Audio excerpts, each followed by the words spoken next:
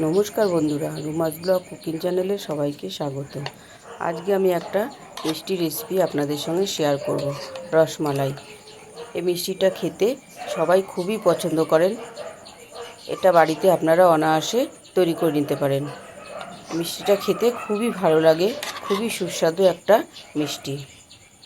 ভিডিওটা প্রথম থেকে শেষ অবধি দেখার জন্য অনুরোধ রইল। আর ভিডিওটি যদি ভালো লাগে লাইক করবেন, শেয়ার করবেন, কমেন্ট করবেন, প্লিজ চ্যানেলটাকে সাবস্ক্রাইব করবেন।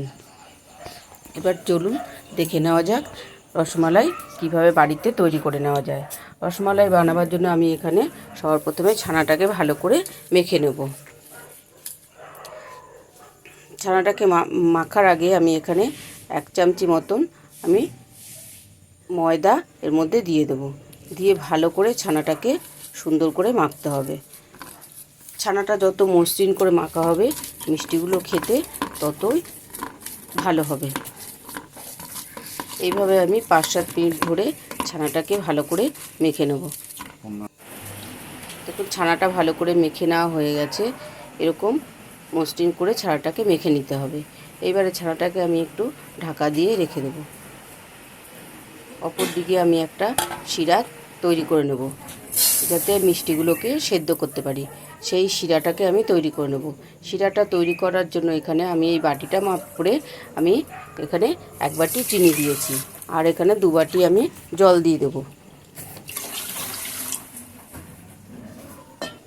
এটা এই শিরাটা বেশি চটচটে করা যাবে না, একটু পাতলাই থাকতে হবে। আর আমি এর মধ্যে দুটো ছোটো এলাচ দিয়ে দিলাম। এইবার শিরাটাকে আমি ফুটতে দেব। অপর দিকে যে ছানাটা আমি মেখে রেখেছিলাম, এইবারে সেই ছানাটা থেকে ছোট ছোট করে লেচি কেটে আমি মিষ্টিগুলোকে তৈরি করে নেব।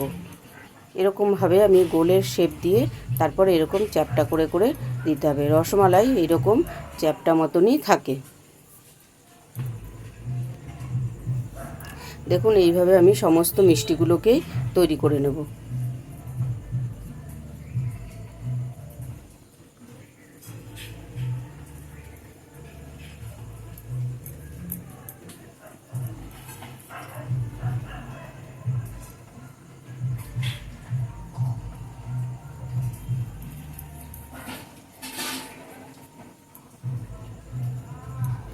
দেখুন সমস্ত মিষ্টিগুলো আমি এইভাবে একটা একটা করে তৈরি করে নেব। এবারে যে চিনি শিরাটা আমি করেছিলাম সেটা চিনিগুলো একদম গলে গেছে। এইবারে জলটা ফুটতে শুরু করেছে। এই ফুটন্ত জলের মধ্যে আমি যে মিষ্টিগুলোকে তৈরি করে রেখেছিলাম সেই মিষ্টিগুলোকে আমি এই শিরার মধ্যে দিয়ে দেব। এইভাবে দেখুন ভালো করে ফুটতে দিতে হবে।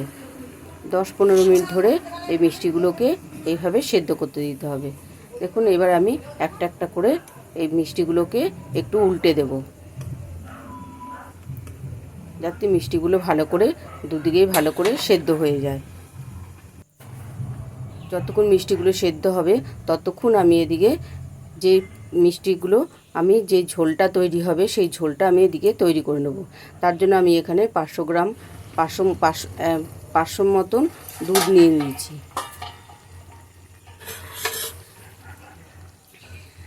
দেখুন মিষ্টিগুলোকে আমি আবার একটু উল্টে পাল্টে দিয়ে ভালো করে সেদ্ধ করে নেব। মিষ্টিগুলো যত ফুটবে তত শিরার মধ্যে দিয়ে যত ফুটবে তত মিষ্টিগুলো ফুলবে। দেখুন এইভাবে আমি আবার একটু উল্টে পাল্টে মিষ্টিগুলোকে সেদ্ধ করে নেব। দেখুন কত সুন্দর মিষ্টিগুলো ফুলে গেছে, ফুলে ডবল হয়ে গেছে।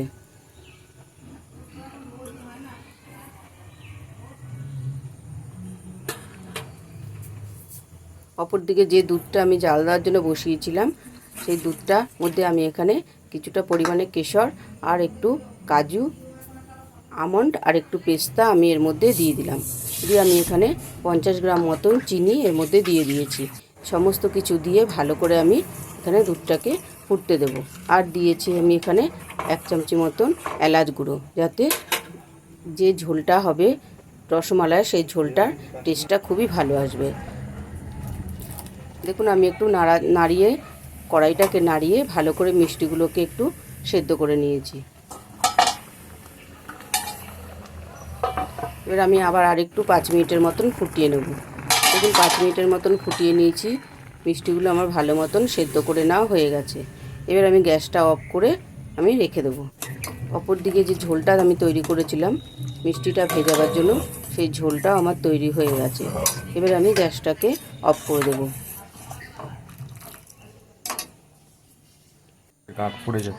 এবারে মিষ্টিগুলোকে আমি তুলে আমি একটা ঠান্ডা জলের মধ্যে ভিজিয়ে দেবো।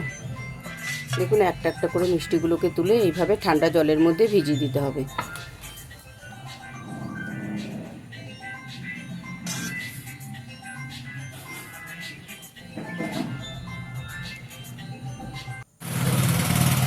সমস্ত মিষ্টিগুলো আমি ঠান্ডা জলের মধ্যে ভিজিয়ে দিয়েছি।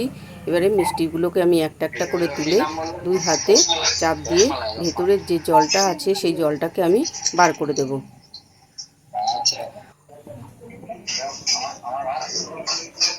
ঝোলটা এর থেকে বেশি গাঢ় করা চলবে না, সেজন্য আমি এর থেকে বেশি গাঢ় করিনি। দেখুন 2 হাতে চাপ দিয়ে ভেতরে যে জলটা আছে সেই জলটাকে আমি বার করে দিলাম। দিয়ে আমি যেই মিষ্টির যে ঝোলটা তৈরি করে রেখেছিলাম রসমালাইয়ের, সেই ঝোলটার মধ্যে আমি এখানে মিষ্টিগুলোকে দিয়ে দেবো। সমস্ত মিষ্টিগুলো এরকম 2 হাতে করে চাপ দিয়ে জলটা বার করে এই ঝোলের মধ্যে মিষ্টিগুলোকে দিয়ে দিতে হবে।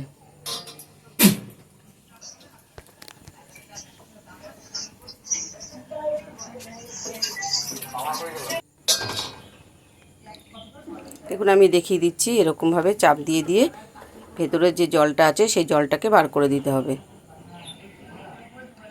সমস্ত মিষ্টিগুলো আমার এই দুধের ঝোলের মধ্যে মিশানো হয়ে গেছে।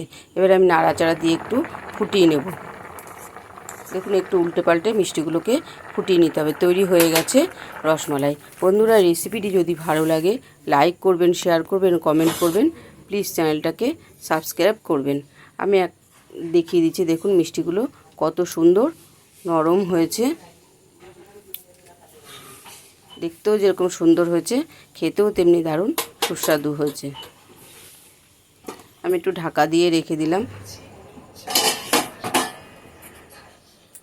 দেখুন একদম রসমালাই আমার তৈরি হয়ে গেছে। এইভাবে আপনারা বাড়িতে অনায়াসে রসমালাই তৈরি করে নিতে পারেন।